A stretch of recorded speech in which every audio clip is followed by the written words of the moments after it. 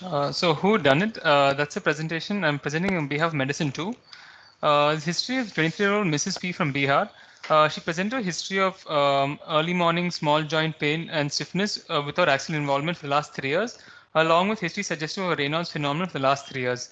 And then for the last 2 months back, she had complaints of headache, which is hollow cranial, along with GTCS seizures, 3 episodes on the 12th, along with 1 month history of breathlessness, anasaka for 2 weeks, orthopnea PND for 2 weeks, and oliguria for 2 weeks. So just before she came to CMC, a brief history was so she had a holocranial headache on the 6th, followed by on the 12th she had a GTCS seizure. Then afterwards she was tachypneic and she was intubated. And that time she had elevated troponins of 3,000 troponins with NT pro BNP of 35,000. She was admitted elsewhere for 3 weeks, and during this admission, she actually had worsening of anasaka, worsening breathlessness, worsening of her creatinine, and a new onset hypertension. So at discharge here, the last creatinine document is 7.5.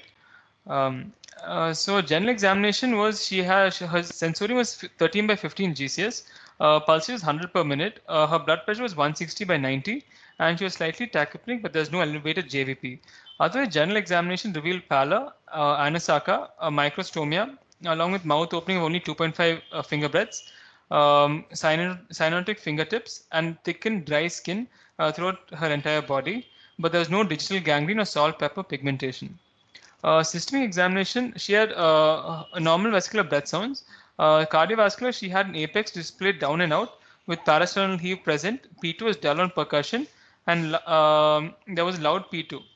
Per abdomen, shifting dullness was present, and sensorium was 13 by 15. Fundus had grade 4 hypertensive changes. Reflexes all were 2 plus, and the plantars were mute. So the differential diagnosis considered was that of a symmetrical small joint polyarthritis plus Raynaud's phenomenon. So with that, with skin thickening and hardening, the initial differentials were either a systemic sclerosis, SLE, or an overlap syndrome. Following this, in view of history of worsening breathlessness with oliguria and examination features of anasaka pallor with cardiovascular examination of a down and out apex and parasternal heave present with dull P2 on percussion and auscultation loud P2. We further narrowed our differentials to a probable renal etiology with systemic sclerosis with renal crisis or a PH and PH, along with SLE with lupus nephritis and RP and rapidly progressive glomerulonephritis or a TTP.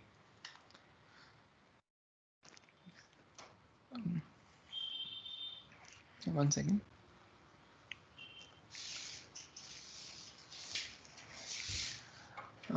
John, is it oil?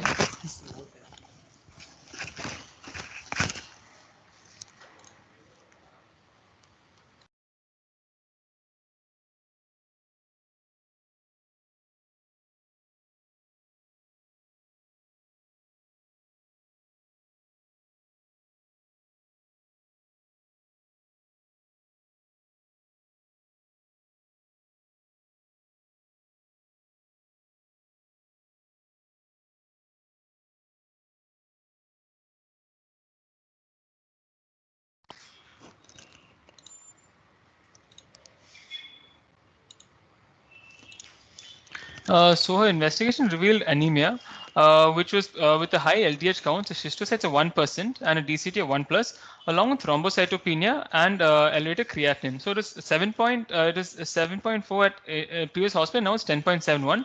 Along with urine showing RBC of 194, proteins of 3 plus, ANA showing 2 plus speckled, and an ELISA anti-RNP of 213. With the echo showing PAH features with grade 2 diacetylic failure, and she had normal PT APTT. So based on this investigation and history and examination, and differentials were actually narrowed down to an SLE and systemic sclerosis. Based on the ACR, ULR criteria, she was fitting both an SLE and a systemic sclerosis. And because of elevated anti-RNP antibody positivity, she was diagnosed to have a mixed connective tissue disorder and overlap syndrome based on the Alarcon-Segovia criteria. And she fit this criteria because of the antibody positivity and 3 clinical symptoms. So a final diagnosis was that of a mixed connective tissue disorder with SLE with the scleroderma overlap syndrome, having scleroderma and renal crisis, TMA, and a probable pulmonary arterial hypertension based on history and examination, but we didn't go ahead with the CTPA for this patient. So now that her main complaint is worsening renal failure, we looked at in MCT in overlap syndrome like mixed connective tissue disorder what the prevalence of a scleroderma renal crisis was, and the prevalence is very renal involvement in MCTD was less than 4%. So looking at there were only 2 case reports which we could find having renal crisis in scleroderma with a overlap syndrome. So both these cases, the first one was a young girl who presented with scleroderma renal crisis as an index presentation, and she was given methylprednisolone pulse and oral prednisolone, and along with an IV cyclophosphamide for suspected CNS lupus, and she actually recovered. And the other case was a scleroderma renal crisis again with the MCTD, who was an older lady, 50-year-old, who had this, who was given a plasma exchange along with methylprednisolone pulse and HCQ. She also recovered, and after 6 months, she was well, and she was well in this. Both these case reports, patients recovered. Whereas our patient, we in view of the rapidly worsening renal failure, we initiated dialysis. We gave treatment for hypertensive control, and we started methylprednisolone pulse along with oral prednisolone. The challenge in this case was it a risk versus benefit? Because the benefit was she had SLE with major organ involvements, and the risk was high dose corticosteroids worsens outcomes in renal crisis. So she received 2 sessions of methylprednisolone pulse, but even with dialysis, she went into refractory fluid overload and she had a cardiac arrest.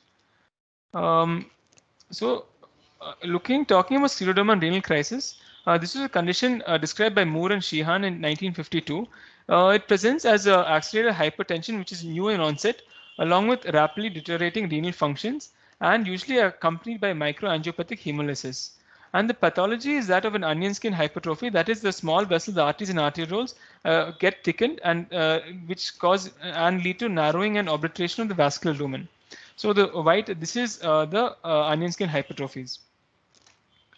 So looking at the risk factors of scleroderma cases having a renal crisis, one is usually they're found more in patients with a diffuse scleroderma. They're found in patients that have a higher anti-RNA polymerase 3, and they are usually found in patients that have a pre-existing history of high-dose corticosteroids use.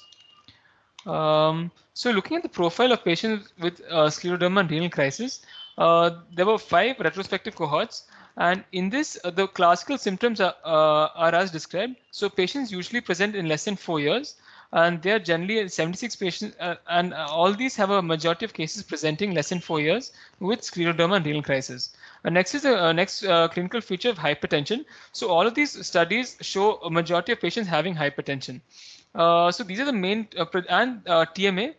Majority of these patients studies show all these patients had features of TMA along when they had the diagnosis of scleroderma and renal crisis. So these are usually the characteristic clinical features when patients when we think of a case of scleroderma and renal crisis.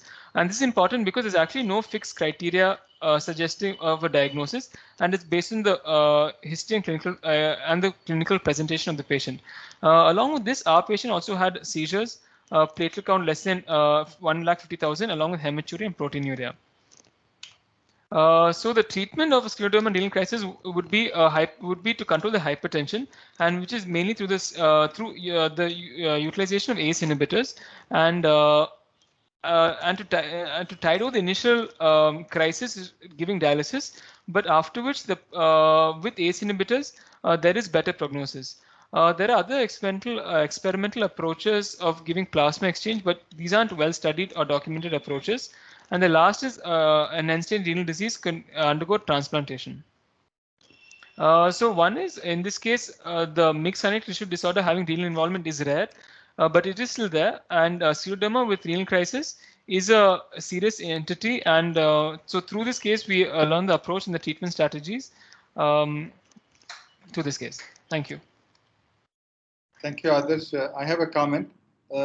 Why didn't you just call a scleroderma and renal crisis? Why did you have to invoke a diagnosis of MCTD? Remember, MCTD as fulminant progression like this will be extremely unusual. Yes, sir.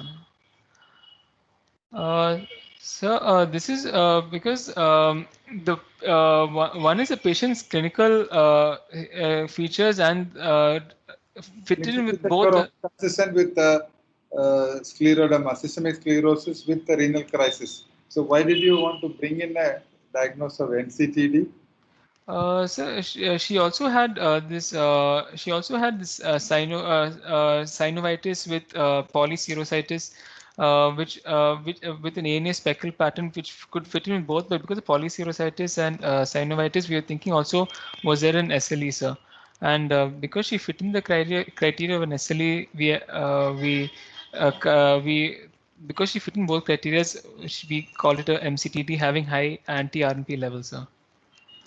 Well, I don't know. Amit, your comments? Audible? Hello? Yeah, go Am ahead. I audible, sir?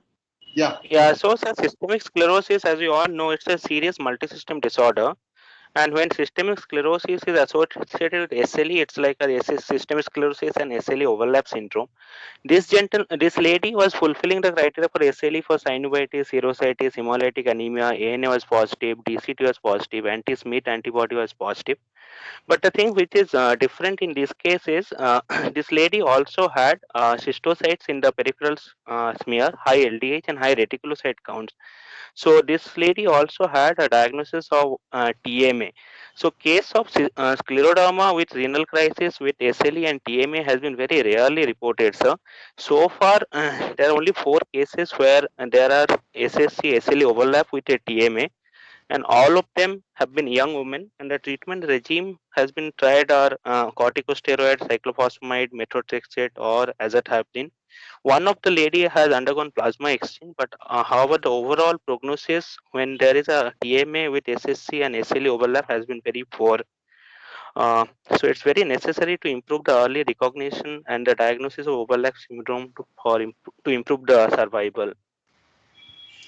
Thank you, Amit. Comments from postgraduates, faculty?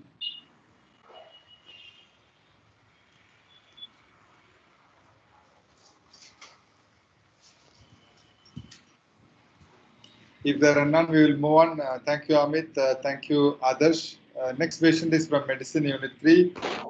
Jennifer will be presenting, and the consultant in charge is PP. The title is Sandy Lungs.